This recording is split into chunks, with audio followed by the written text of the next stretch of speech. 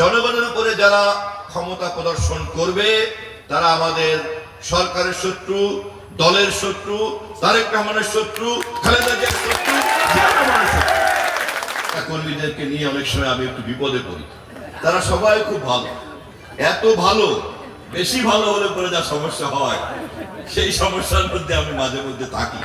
মাটির উপরে দাঁড়িয়ে ক্ষমতা দেখাতে পারে একমাত্র জনগণ, জনগণ, জনগণ আর জনগণ।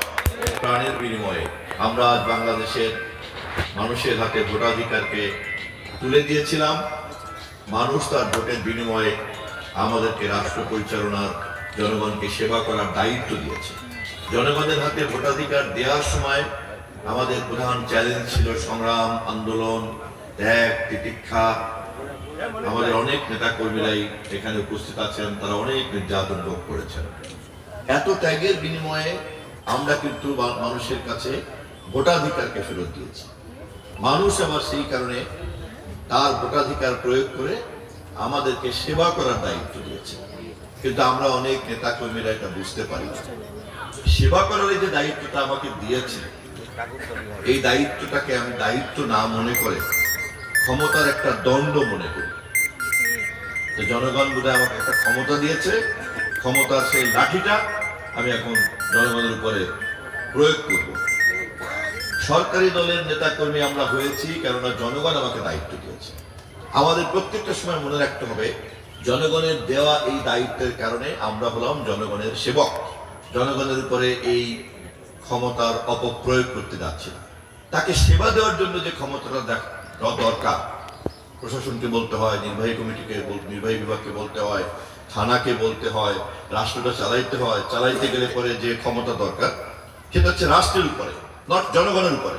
জনগণের উপরে যারা ক্ষমতা প্রদর্শন করবে তারা আমাদের সরকারের শত্রু, দলের শত্রু, তারেক রহমানের শত্রু, খালেদা জিয়ার শত্রু।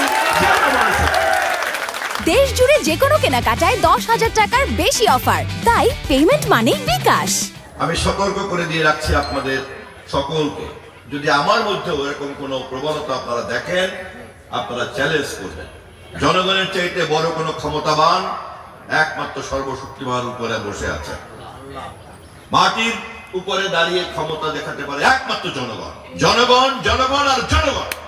কর্মীদেরকে নিয়ে অনেক সময় আমি একটু বিপদে পড়ি। তারা সবাই খুব ভালো, এত ভালো, বেশি ভালো হলে পরে যা সমস্যা হয় সেই সমস্যার মধ্যে আমি মাঝে মধ্যে থাকি। আপনারা আমার জন্য দোয়া করবেন, আমি যেন এই অসংখ্য ভালো ভালো নেতা কর্মীদের বোঝা বহন করার মতো ধৈর্য যেন আল্লাহ আমাকে দেয়। আমি যেন কখনো অধৈর্যবান না হয়ে যায়। যিনি লাগিয়েছেন তার হিসাব করা দরকার ছিল, এই গাছটা বড় হবে।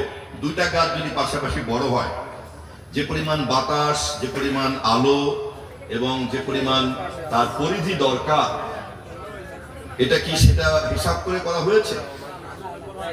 আমার মনে হয় কোনো একটা ভুল আছে।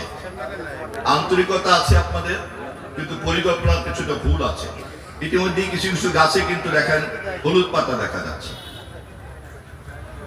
এই জন্যই বৃক্ষ রোপণ করার ক্ষেত্রে কিন্তু একটা পরিকল্পনা লাগবে।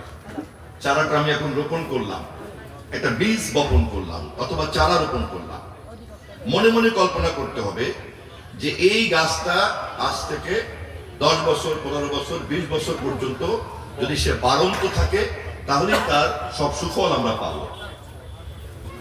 তাহলে রোপণ করার সময় কিন্তু ভবিষ্যতের 20 বছরকে মাথায় রাখতে হয়।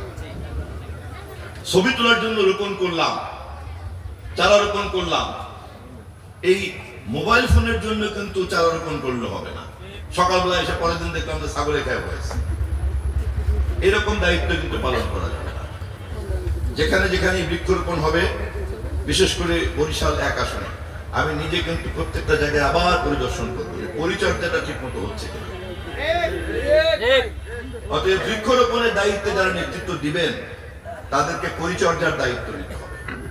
সস্তা জনপ্রিয়তা দিয়ে কিন্তু চালাকি করতে যাবো না কেউ। আমরা খুব খেয়াল রাখতে হবে।